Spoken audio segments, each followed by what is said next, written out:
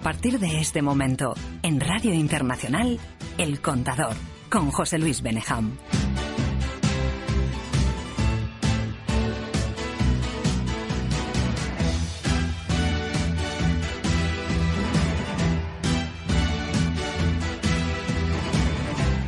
Buenas tardes, bienvenido a El Contador de Radio Internacional. Pasan unos minutos de las 5 de la tarde, 4 en Canarias. Le acompañaré, si usted así lo desea, hasta que sean las 8, las 7 en Canarias. Tenemos muchos asuntos de los que hablar, tenemos muchas cuestiones que abordar a lo largo de estas casi 3 horas de radio. Así que empecemos ya. ¿Qué tal, Ibiza Melián? Buenas tardes. Muy buenas tardes, ¿qué tal? Muy bien, ¿y tú cómo estás? Muy bien, con un día soleado, fantástico. Así me gusta. Bueno, Ibiza Melián, todos sabemos que es escritora y jurista y que se encuentra en la bella isla de Fuerteventura, donde querríamos estar todos nosotros. Que me gusta poner los dientes largos a los demás. Sí, siempre. Está bien. Tú puedes. José Luis Barceló, director del mundofinanciero.com. Buenas tardes. Muy buenas tardes, José Luis. Muy buenas tardes, Ibiza. Buenas tardes. ¿Qué tal? Bueno, bien. Habría que decir buenas tardes y casi ya feliz Año Nuevo Chino. También estamos ya... Este 16, este viernes, es ya el Año Nuevo Chino. Efectivamente, así es. A punto. Cuéntame, ¿qué tal van las cosas por el mundo financiero? Bueno, en general.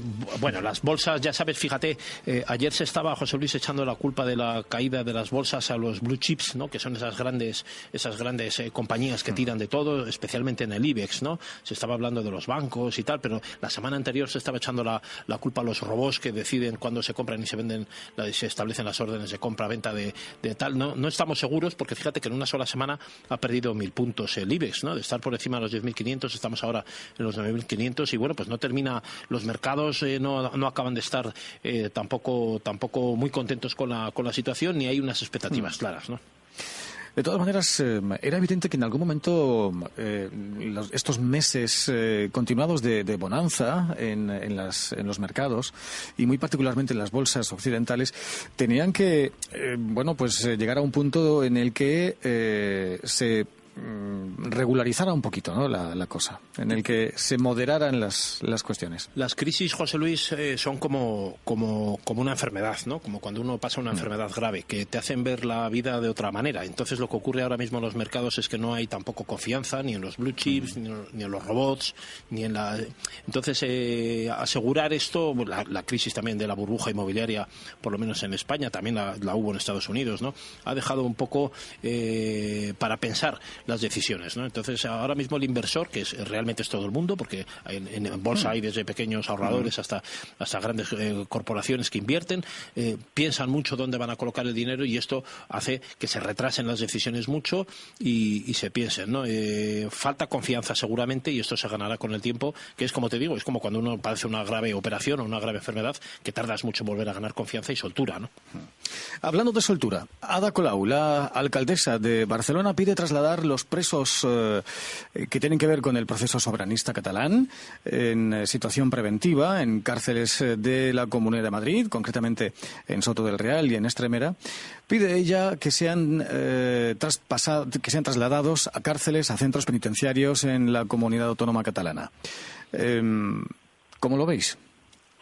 Yo tengo que decir que en este tema hay mucho discurso político y aquí es estrictamente jurídico porque está llegando la impresión a la población de que realmente la justicia está actuando un poco arbitrariamente y en este caso creo que está todo estipulado. Primero hay que tener en cuenta que la justicia actúa de oficio, es decir, hemos visto retransmitido día tras día lo que ha pasado. Segundo, en el tema del descarcelamiento, recordemos que la prisión preventiva, ¿por qué se decreta? Solo hay 3 formas de establecer la prisión preventiva en España.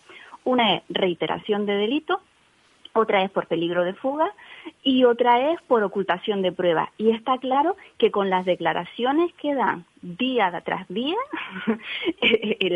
la argumentación de reiteración del delito yo creo que es conjunta. Las declaraciones hoy de la de la miembro de la CUT diciendo que nada, que esa declaración unilateral de independencia no era una retórica, sino que era verdad y que esa era su intención. Después, el otro día, la ANC diciendo que tenía que liderar Puigdemont para ir hacia la independencia, con lo cual es que estamos viendo un día tras otro que van hacia un camino, y yo creo que eso es peligroso y que la justicia en este caso tiene que actuar. Yo no sé lo que va a resolver el juez, porque eso, como digo, es un caso estrictamente jurídico, pero lo que está claro es que cada día se van dando más argumentos para que el delito de rebelión se articule cada día más, porque recordemos cuál es el delito de rebelión. El delito de rebelión es alguien que quiere independizar una parte del territorio de España y es un delito contra la Constitución. Recordemos que la soberanía de España, porque lo dice nuestra Constitución, radica en el pueblo español, es decir, en todos que vivimos en una monarquía y que es indisoluble. Es decir, para extirpar o quitar una parte del territorio tendríamos que decidir todos los españoles. Incluso se dice desde ámbitos políticos que yo creo que ahí tendrían que hacerse pedagogía y reiterarlo cada día, de que bueno, es que en Escocia sí, pero es que hay que recordar cuál es el sistema legal del Reino Unido y cuál es el sistema legal el europeo, y en concreto el español. El del Reino Unido es el common law, que es jurisprudencial, es decir, se basa en sentencias, y el español es netamente legal, donde nuestra norma jurídica suprema es la Constitución, y nadie, por muy interés y por muchas ideas políticas que tenga, puede saltarse la Constitución a la torera, con lo cual es más incidir sobre lo mismo, llevar a la opinión pública un batiburrillo de ideas que no tienen, que no son las coherentes, y que desde luego que lleva confusión a todo el mundo. Estoy, José Luis, siempre rodeado de juristas y me huele muy mal, no me gusta. No digo en broma, Ibiza, no digo en broma, pero me siento rodeado. Pero yendo a otro aspecto que no es la visión jurídica, a mí sí me parece que es verdad que se estaba jugando con pólvora, todo el mundo lo sabía, no están esos señores en preventiva porque fuera aquello una broma, o sea, todo el mundo, hace falta que lo diga nadie de la CUP, ni nadie de PDeCAT, ni nadie de ningún sitio, o sea, ya se sabía que con lo que estaba jugando, lo sabían ellos principalmente, porque estaban avisados incluso por sus servicios jurídicos, ¿no? Que no podían votar eso y que contravenía la norma máxima constitucional, etcétera. Pero al margen de eso, el discurso del acercamiento de los presos es el mismo, de los presos, claro, los presos en prisión preventiva, todavía no están condenados, tampoco es una cuestión que pasado mañana podrán salir seguramente, porque el juez lo decretará, seguramente cuando esto esté ya en una fase de instrucción superada ciertas etapas, que yo no soy jurista y no conozco cuáles son, pero bueno, pues impondrá, igual que ha habido una fianza para no sé quién, pues pondrán una fianza para Junqueras y pondrán tal, y saldrán y no pasará nada. Incluso Oriol Junqueras podrá ser casi aclamado como un héroe a la contra que, por ejemplo, Puigdemont, ¿no? Que seguramente pues será una persona que pasará a otra, digamos, a otro estadio diferente, ¿no? Pero hablando ya más sociológicamente y periodísticamente, si nos remontamos a la historia del terrorismo etarra, comprobamos cómo ese discurso del acercamiento de los presos ya era una constante y era una cuestión sobre la que se hace, como sí bien decía Ibiza, y todo lo demás también lo decía bien, pero en este caso concreto, que pongo el acento en ello, sí es una cuestión que se vuelve retórica y que tiene una intencionalidad política, ¿no? Yo no creo que sea momento de acercar presos porque no son presos condenados, sino que están en preventiva, que pasado mañana pues se resolverá y saldrán y ya está, ¿no? Y yo creo que no es el momento de esto, ¿no? Pero bueno, ya se está con ese discurso que se sabe que posiblemente es previsible, no porque lo diga el ministro de Justicia, pues posible que haya condenas, no como decía el ministro, que decía cuando estos señores ahora sean condenados, ya lo ha dado por sentado que van a ser condenados. Claro. Eso ya es distinto, ¿no? Claro. Pero yo digo que previsiblemente, si hay alguna condena, pues es evidente que estas condenas es posible que ni siquiera, si tienen cárcel, ni siquiera tengan que entrar, porque no serán unas condenas tal, y bueno, pues yo no creo ni que haya que hablar de acercamiento de presos. Yo creo que es exagerado ahora, ¿no?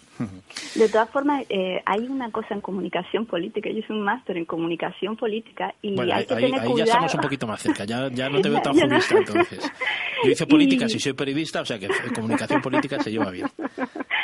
Pues en la comunicación política hay una cosa que es la reiteración del mensaje lleva a convertirse en ideología, porque nosotros, nuestras estructuras mentales, aunque oímos muchas cosas, al final nos quedamos con tres conceptos. No, a lo mejor los tres estamos oyendo lo mismo e interpretamos cosas diferentes. Entonces muchas veces lo que se hace es lanzar las píldoras una y otra vez, se reitera, para que al final esto se convierta en ideología. Y tanto cuando se dice no políticos presos, que es lo correcto, sino presos políticos, lo del acercamiento y demás, está claro que es una intencionalidad totalmente lícita, cada cual puede expresar que hay libertad de expresión en este país, pero lo que se tiene que hacer también desde los medios es de rebatir esos argumentos y desde luego que instruir y no dejar que haya esa confusión. Y después de lo que decimos de que saldrán pronto o no, estamos diciendo que el delito de rebelión tiene penas superiores a 15 años y yo sinceramente creo que en el caso de Junqueras los malos no están, como es el dicho ese, líbreme Dios de los amigos que de los enemigos me libro yo. Yo creo que muchas veces sus compañeros no están dando mensajes o no están diciendo cosas que realmente le ayuden a él a salir, porque él puede decir, yo soy pacífico, yo no quiero en ningún momento estar dentro de la legalidad, pero es que van otros y dicen totalmente lo contrario, con lo cual recordemos que el delito de rebelión no lo comete una persona, sino lo comete un grupo concertado tácitamente o no, sino que se reúnen para un fin común, que en este caso es independizar una parte de España, y que tiene que haber violencia, pero no la violencia cometida por uno mismo, sino la violencia cometida por alguien del grupo, ellos lo hayan incitado o no. Y hemos visto todos los procesos que han habido. El otro día, cuando se intentó constituir el Parlamento, el tema de cuando llegó la policía a la Consejería de Hacienda, todo lo que se dijo a los policías cuando estaban allí y no querían que se quedaran en los hoteles. Con lo cual hay que tener cuidado. Y después oímos en los medios de comunicación que la Constitución, sí, las reglas del juego se pueden cambiar, pero tienen que estar todos de acuerdo. Lo que no podemos decir que la Constitución no es nada, porque la Constitución es nuestra norma jurídica suprema, que es la que establece nuestros derechos, nuestra garantía y cómo se conforma nuestro sistema institucional. Es que fuera de ahí no hay nada, si no esto sería el caos, viviríamos en la sociedad contractual que decía, en el estado de naturaleza. Con lo cual yo creo que es claro y debemos una y otra vez reiterar de qué se trata. Y después decir también que ahora se quiere recurrir al Consejo de Europa, al Tribunal Europeo de Derechos Humanos, diciendo que se ha vulnerado la ideología política. Tú puedes tener la ideología que quieras, puedes pretender cambiar la Constitución de España perfectamente, pero dentro de las reglas que marca la Constitución. ¿Y qué dice las reglas que marca la Constitución? Que la soberanía reside en el pueblo español, con lo cual usted tiene que ir al Congreso de los Diputados y ahí intentar de convencer al resto, porque se alega un artículo del Convenio Europeo de Derechos Humanos, que sería el 14, me imagino, que es la prohibición de discriminación por ideas políticas, pero se nos olvida también el artículo 5 del Convenio Europeo de Derechos Humanos, que dice que sí se puede decretar la prisión siempre y cuando sea preventiva, cuando existan indicios racionales de que se ha cometido una infracción y cuando se estime necesario por reiteración del delito, con lo cual estamos viendo una maraña todos los días y que está llegando a la población. Es como el tema del idioma, ¿no? Cuando se dice es que tenemos un idioma y una lengua distinta. Hombre, es que hay 7.000 y pico lenguas en el mundo. Y estamos hablando de cuántos países somos en el mundo, 200, hay 193 dentro de la ONU, con lo cual hay países que tienen muchísimas lenguas. Únicamente con una única cultura e identidad estamos hablando que es Islandia, Japón, Portugal y poco más. El resto son países que se conformaron desde las estructuras del Estado, donde se hablaban muchísimos idiomas, eran multiétnicos y multiculturales, ¿no? Con lo cual esos mensajes yo creo que se tienen que empezar a contrarrestar de alguna forma, porque si no solo soy una parte del discurso y no la otra. Y parece al final que el resto de los españoles es que tenemos algo a animadversión hacia alguien, y yo creo que no, que todas las ideas son desde luego defendibles, pero siempre y cuando se den dentro del marco de la legalidad. Elmer Suárez, periodista, ¿qué tal? Buenas tardes, ¿cómo estás? Muy buenas tardes, interesante escucharles. Siempre, claro que sí, siempre es interesante escuchar a José Luis Barceló y a Ibiza Melián, quienes han empezado ya a debatir en torno a la cuestión que, bueno, pues que tanto nos ocupa a nosotros y a los demás medios de comunicación, ¿no? Y a las demás personas en medios de comunicación. Fíjate que la exdiputada de la CUP, Mireia Boya, declara que la DUI, la Declaración Unilateral de Independencia, no era cosmética. Ha utilizado este adjetivo y que buscaba efectividad real también en sus palabras.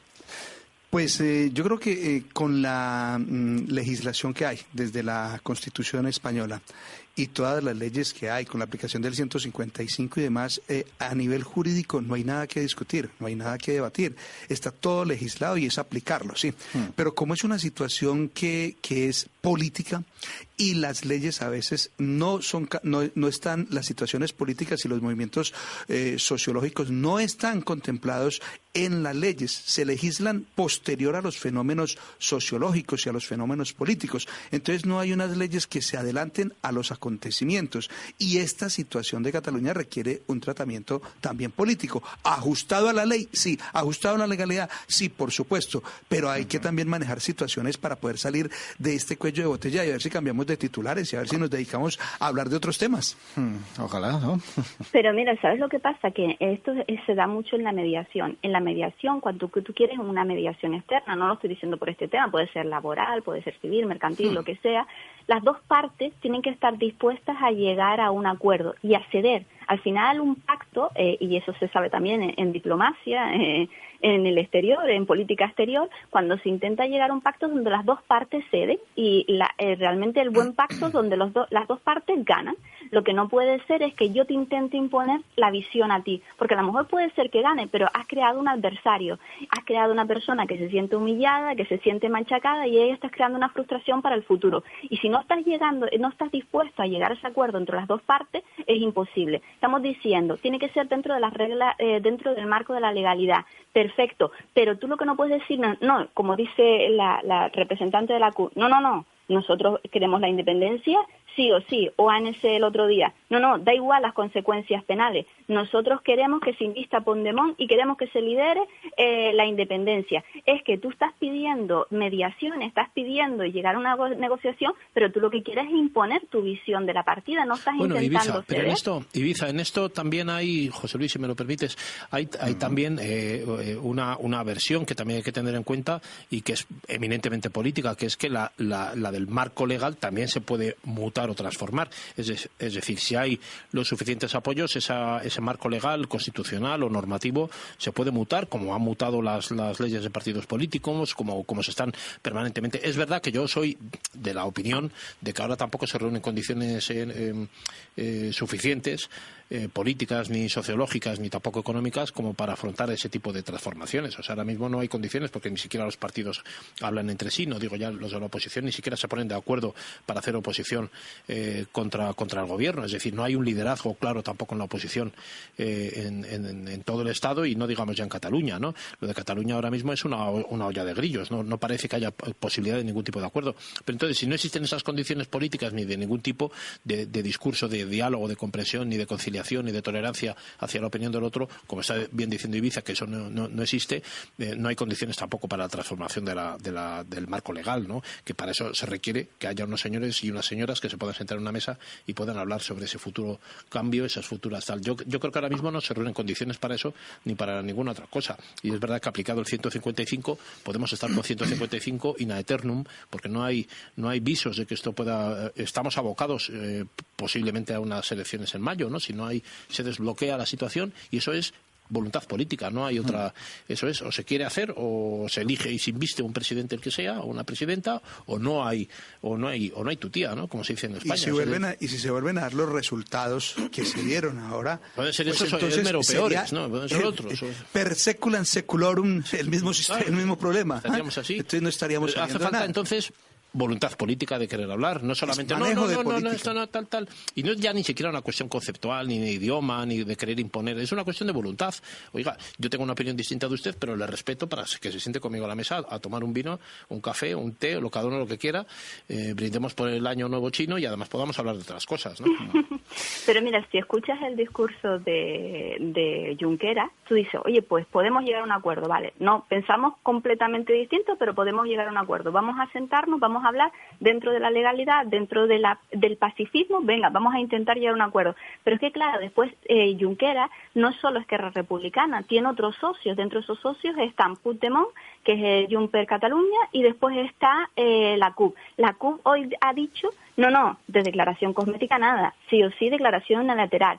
ANC, además, por la parte civil, que es una asociación que se crea para la independencia, dice que los tribunales españoles están desacreditados. ¿no? Decía el otro día en un comunicado, y que además debería investirse a Puigdemont para que liderara la independencia. Es que claro, ya no estamos hablando, tú puedes tener el discurso mejor del mundo, utilizar las mejores palabras, pero si después los hechos o quien te acompaña a ti dice otra cosa muy distinta, es que no te está ayudando desde luego nada en tu situación, ¿no? Yo creo que de todas formas, la verdad es que se está encontrando en una situación que o Esquerra Republicana dice, venga, pues vamos a partir, o lo están empeorando, porque a unos están en Bélgica, otros están, pero ellos están en la cárcel, desde luego que no tiene que ser agradable para nadie, ni para su familia, ni pero nada. Pero lo que sí está demostrado es que hay vacíos legales, o sea, que hay un limbo jurídico donde no hay una aplicabilidad, porque si no, esto ya estuviera resuelto. O sea, ya le estarían diciendo a Puigdemont, venga señor, usted cállese, que es que usted aquí no puede participar,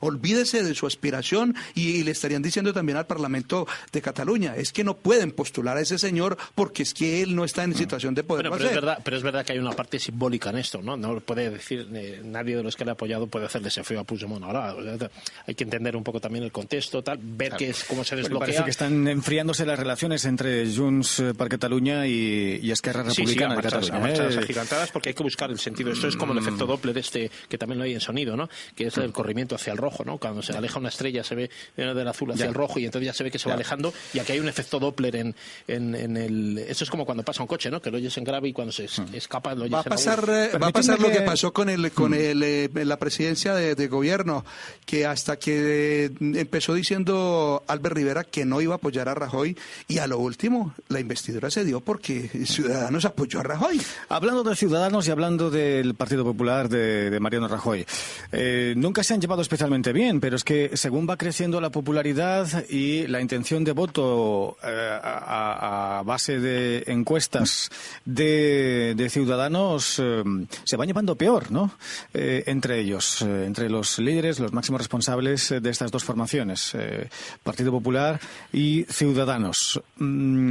Es cierto que hay una gran incomodidad en el Partido Popular en este momento en relación a cuanto tenga que ver con Ciudadanos, y esta cada vez más pujante posibilidad, cada vez más realista posibilidad de que sean una real alternativa, ¿no? Una verdadera alternativa al Partido Conservador. Yo he estado mirando, José Luis, estas encuestas de los últimos días, todas coinciden en unas ciertas tendencias parecidas, estén más o menos o no cocinadas. Ves que el Partido Popular cae algo, el Partido Socialista cae algo, Podemos cae algo, todos dan la tendencia de que Ciudadanos sube y recoge esos votos, especialmente del Partido Popular, que se han ido desorbitando de ahí, y también estos casos de corrupción nuevos que están surgiendo, ¿no? Las declaraciones de Granados, etcétera, que van apuntando todos en la misma dirección, lo que ha ocurrido en Valencia, lo de Costa, etcétera. Esto va quitando apoyos y adeptos, ¿no?, a la opción del Partido Popular, a pesar de que digo, como decía hace un rato, que yo creo que el PP no tiene oposición fuera, pero sí hay otras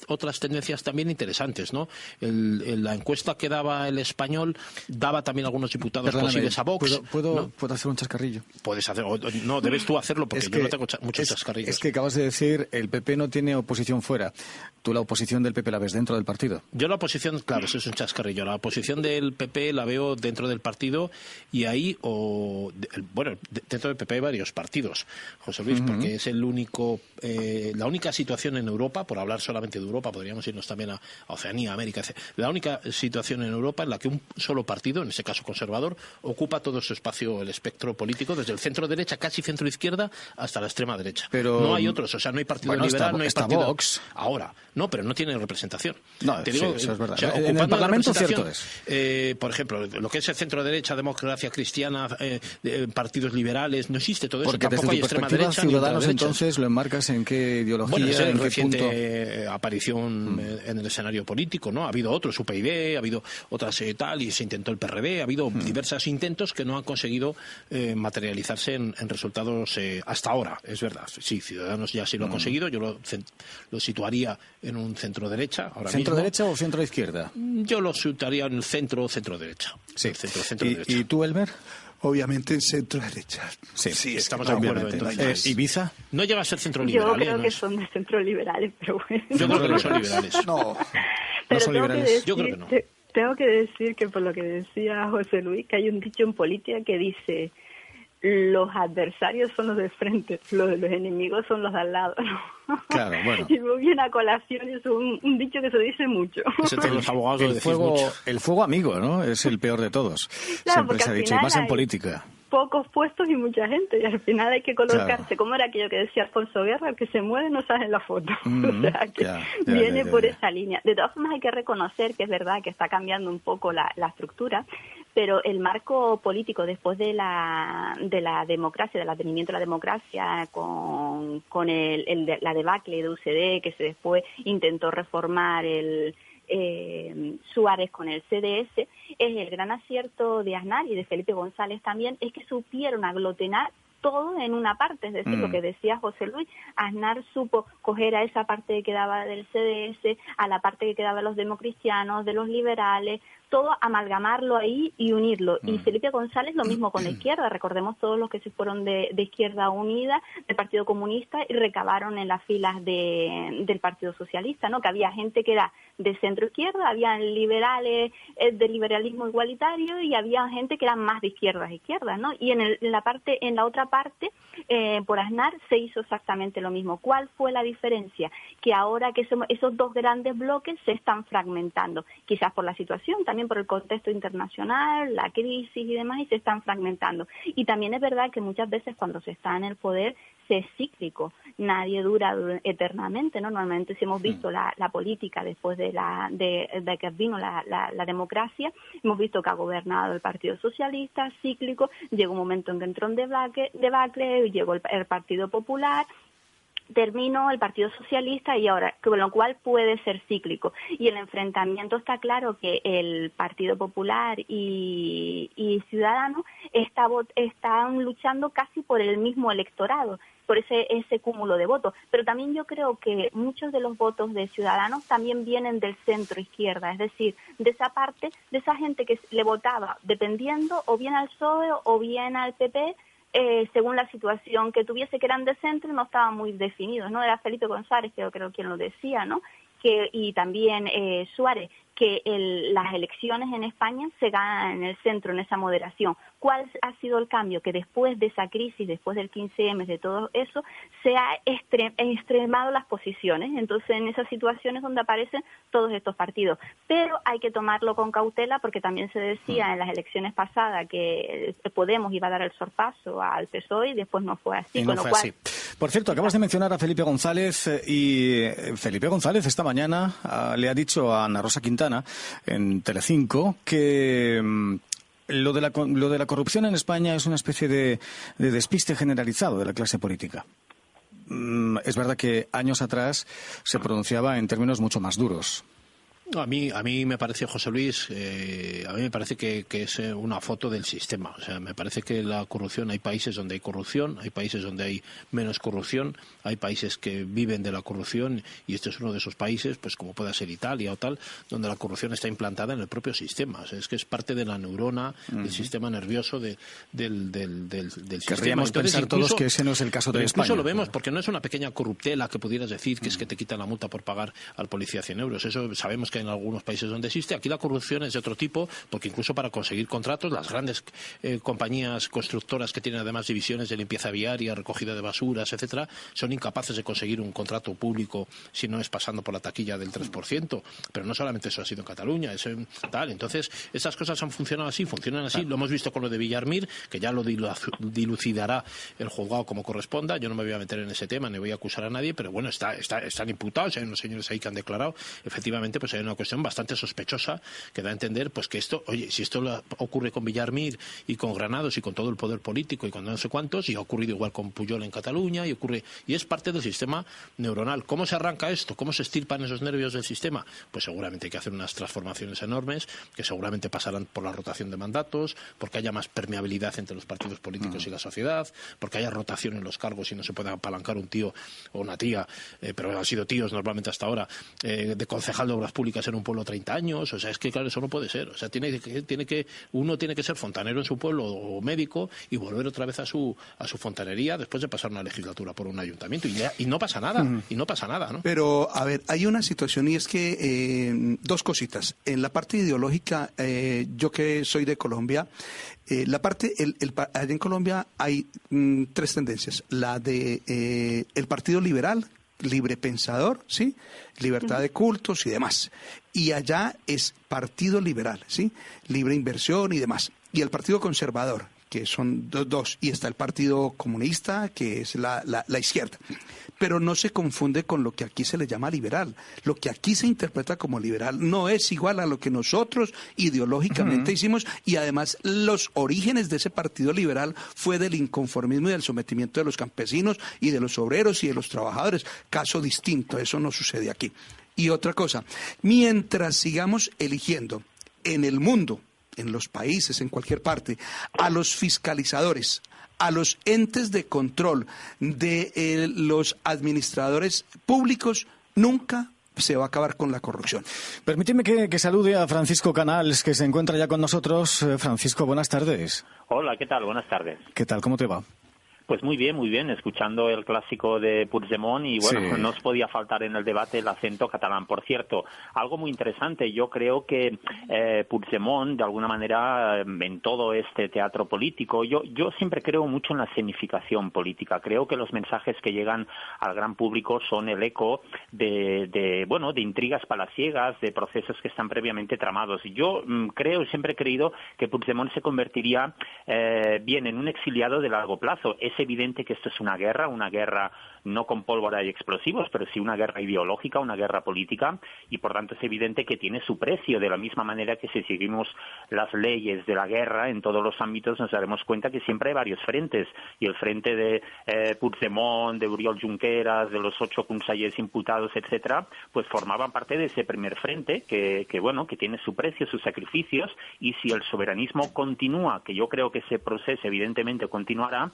lo hará con otros nombres, con otras caras, y veremos un segundo renglón al frente militar. ¿Tú crees que sí, al frente militar? Sí, porque, mire, por un lado, es verdad que no hay confrontación bélica y esperamos que no la haya, pero sí que es una confrontación ideológica de las más grandes que ha habido en España y prácticamente sin precedentes. No olvidemos que somos un país donde ha habido una DUI, una declaración unilateral de independencia, con todo lo que esto implica, con todo el movimiento popular que hay detrás. Pero según los protagonistas de la misma, salvo los responsables de la CUP, eso era una cuestión totalmente cosmética.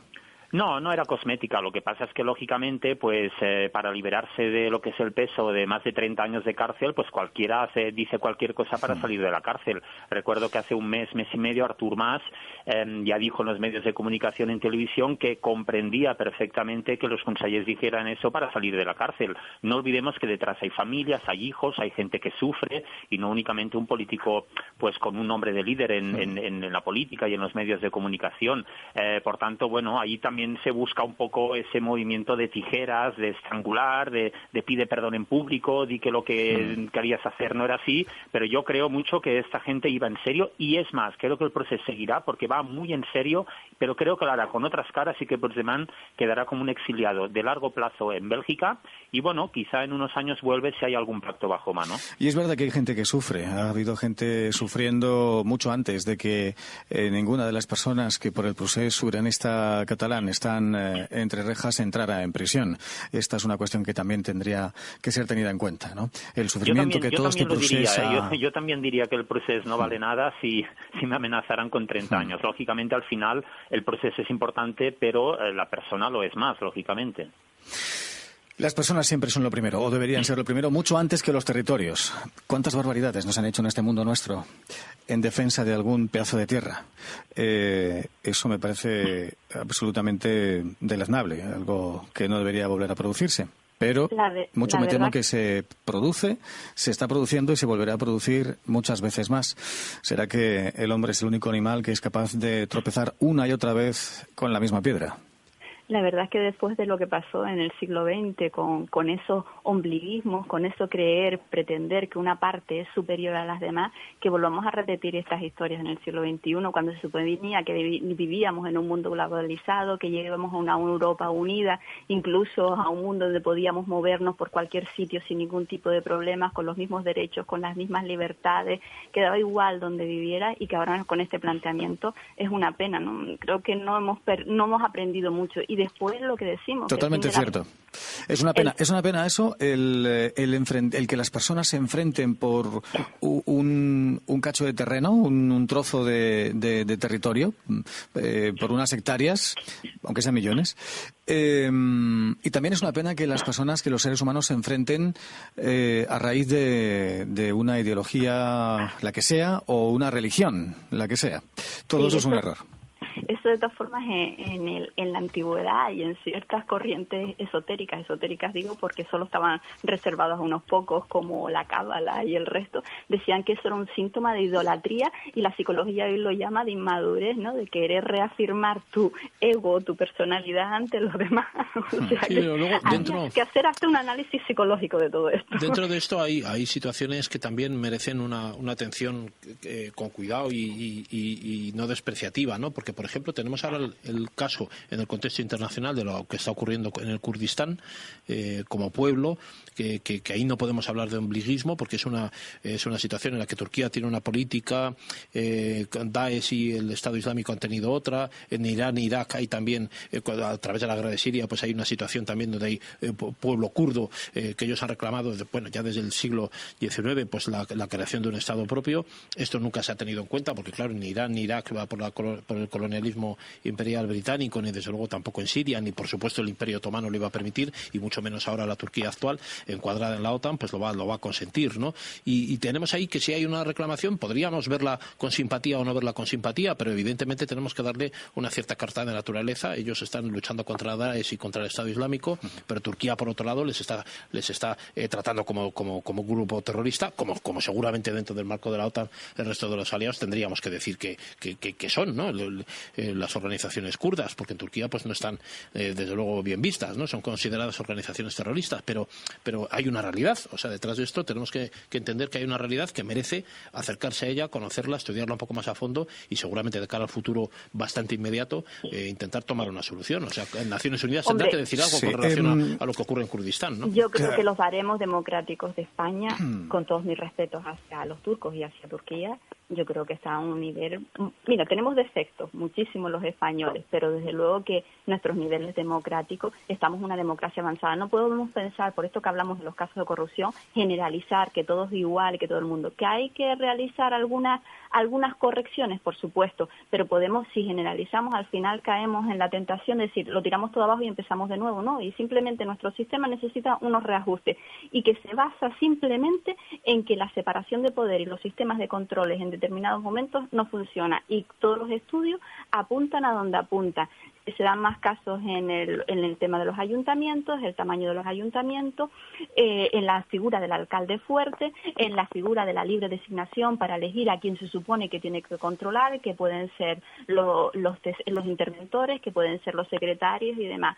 Pero generalizar que todo el sistema está corrupto, desde luego que yo creo que no es bueno. Bueno, si me permitís, cambiamos de asunto.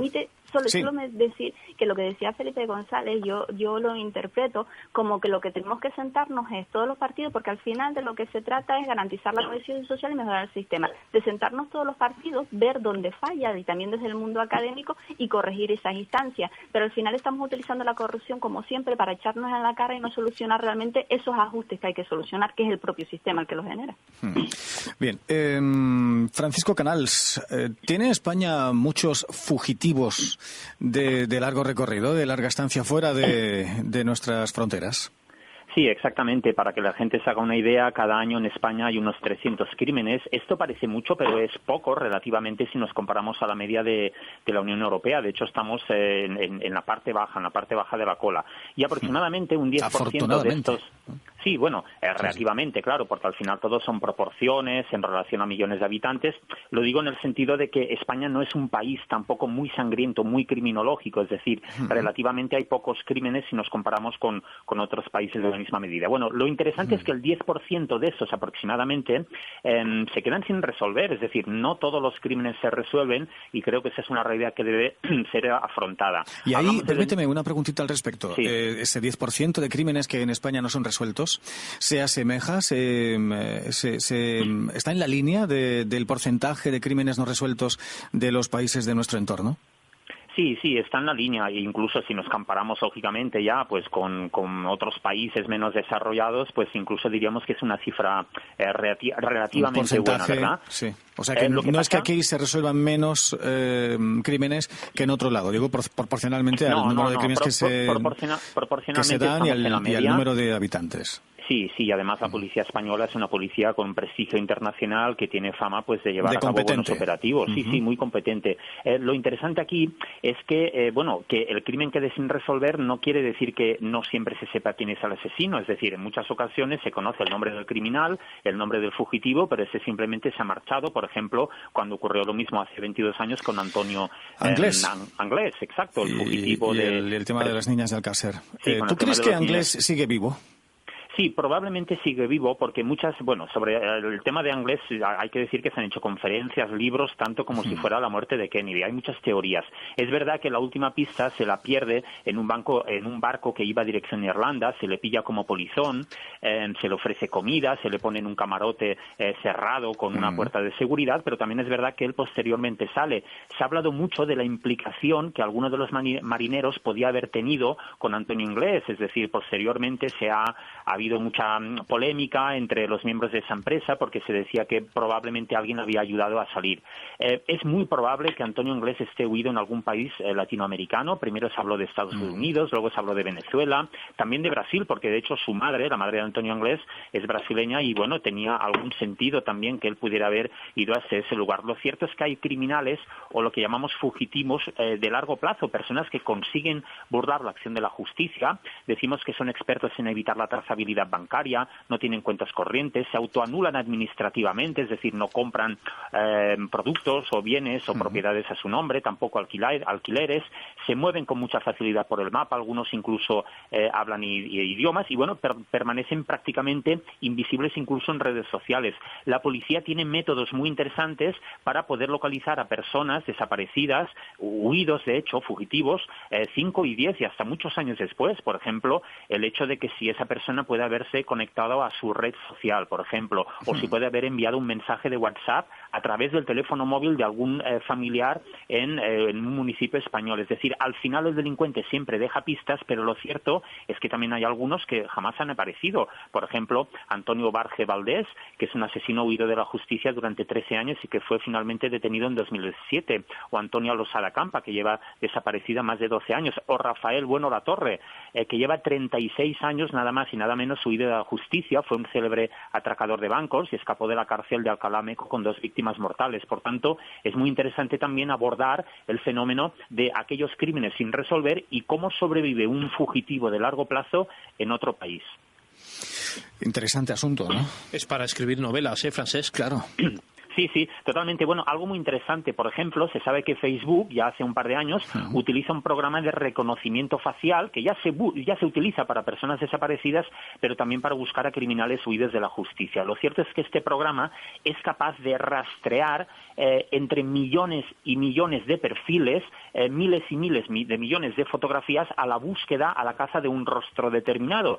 De manera que aunque ese criminal, vamos a poner, por ejemplo, aunque no tuviera un perfil en Twitter o en Facebook, pero si alguien hubiera hecho una fotografía en la calle donde hay mucha gente, probablemente este programa podría llegar a capturar, a reconocer su cara, ¿de acuerdo? Por tanto, ahora ya decimos también que las redes sociales también están ayudando a localizar a fugitivos de la justicia. En Estados Unidos, por ejemplo, ya se utiliza YouTube, la famosa plataforma de vídeos, para publicar vídeos al estilo Wanted, aquel viejo cartel del oeste. Pues ahora se hace lo mismo a nivel público, a nivel policial, pero con vídeos en YouTube, dado la capacidad velocidad de propagación que lógicamente tienen estas plataformas.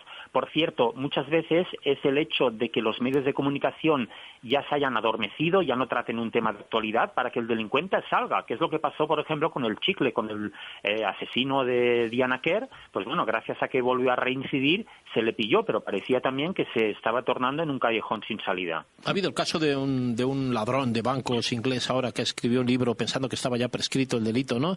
No recuerdo el nombre, pero ha sido una noticia de estos días últimos, Francesc. Esto es un error de cálculo muy importante. Y publicó una especie de memorias con un seudónimo y tal. Toda una confesión. A echarle el guante corriendo porque ha sido un error de cálculo tremendo, ¿no? Sí. Además hay casos muy interesantes. Por ejemplo, hace un año la policía española detuvo a un joven dominicano que vivía en Estados Unidos con documentación, diríamos, ilegal y irregular, y que había cometido un asesinato, había matado a una chica y violado de 18 años en Viladecans, provincia de Barcelona. Había ese mismo día cogido un avión y volado hasta Estados Unidos, y tan solo un par de años antes de prescribir el crimen, cuando él ya estaba, diríamos, totalmente convencido de tener una vida nueva, etcétera, se le pilló. Esto es muy habitual. La policía espera justo a que esté a punto de prescribir el crimen para llevar a cabo alguna acción sobre personas que en definitiva ya sospechan que son las potenciales autoras, pero en definitiva no tienen pruebas. Un poco lo que pasó con el chicle y Diana Kerr, que se sabía desde el principio que era él, pero faltaba alguna prueba contundente. Es ahí cuando la policía espera en el último momento y a veces arriesga justo cuando está a punto de prescribir el crimen. Bueno, bastante en este caso ha tenido que ver la esposa del chicle, ¿no? De este tema, ¿no?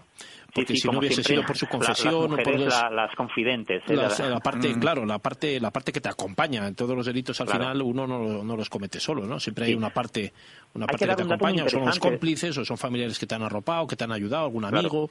Siempre hay alguien que al final termina traicionándote también, en definitiva, ¿no? Claro, hay que decir rápidamente que en España existe el grupo de localización de fugitivos de la Policía Española, del Cuerpo Nacional de Policía, y también la Guardia Civil tiene un departamento que se llama, una división que se llama Equipo de Huidos de la Justicia. Bueno, entre estas dos hay que decir que cada año en España pillan a 400 fugitivos de la justicia. Por ejemplo, personas que se saltaron la prisión provisional o personas que no fueron a dormir a la cárcel. En fin, desde condenas muy pequeñas a muy grandes, ¿verdad? Y entendemos fugitivos, huidos de la justicia, que se pueden encontrar tanto dentro del territorio nacional como fuera, en el extranjero. En este caso. Totalmente. De hecho, a veces hay personas que se quedan en casa, simplemente no vuelven a la cárcel, ¿no? Y luego hay de todo, ¿no? Desde personas como Antonio Inglés, que pueden coger un barco, cruzar el mundo e irse directamente a vivir a otro país. Y luego está, hay que decir, la Costa del Sol en España fue un refugio y sigue siendo un refugio de muchos delincuentes británicos, por ejemplo. Y luego está el caso tan particular, no como huido de la justicia, aunque, en fin, hay muchas interpretaciones, de Carles Puigdemont, ¿no? Ahora hacía un ratito que no hablábamos de él, hay que sacarlo. Sí, era raro, que es un caso muy particular, porque no es un huido de la justicia, pero en fin, como si lo fuera, ¿no? Porque las circunstancias... Puigdemont es un fugitivo político. Es que las circunstancias son especiales, porque él se fue cuando podía irse tranquilamente y podía transitar sin ningún tipo de inconveniente por cualquier lado, ¿no? Pero, en fin, ahora ya parece que las cosas se le ponen un poquito en contra. Dentro de poco veremos, asistiremos a ello y lo contaremos, sea como fuere. Bueno, para terminar, hay que decir que el ministro de Guindos se examina hoy y que parece que tiene todas las de ganar, ¿no? Para acabar consiguiendo este puesto que anhela en el Banco Central Europeo como vicepresidente. De todas formas, quiero decir que la semana pasada comentábamos que el Partido Socialista en España no lo apoyaba, pero que Miguel Sebastián, que había sido ministro en el gobierno de Zapatero, dijo que por parte de él sí, y hoy Zapatero reiteró que tiene su apoyo. Creo que tiene el apoyo de todos los partidos, de todo el socialismo, menos del español, ¿no? Yo creo que cuando se trata de un cargo de eso, se ha de apoyar, independientemente de que uno puede pensar, como decía el Partido Socialista, que mejor era una mujer, pero yo creo que ahí lo que tenía que haber hecho era, bueno, nosotros creemos, pero con un nombre concreto, pero si tu último día dices y genéricamente y ya no hay plazo de presentar a una persona con un nombre concreto y con un rostro concreto, pues entonces es imposible, ¿no? ¿Qué opináis? Y mejor es esta baza que desde luego que tiene las visos de salir hacia adelante. Elmer Suárez, en tan solo 20 segundos, ¿cuál es tu opinión al respecto de que la división holandesa de Oxfam no diera a conocer la información relativa a esas actuaciones de parte del equipo británico, de responsables de Oxfam en la división británica en territorio de Haití, tras los acontecimientos terribles que vivió aquella sociedad? Pues que si se empezaran a hablar sobre esos temas, tendríamos tema para muchos días, para muchos despertadores. No solamente en Oxfam, sino en muchas ONGs y en muchas organizaciones que están haciendo de samaritanos, pero que a la hora de la verdad no están haciendo tampoco muy bien. Elmer Suárez, Francisco Canals, José Luis Barceló, Ibiza Melián, gracias y hasta el próximo miércoles. A vosotros, José Luis, muchas gracias. Un saludo.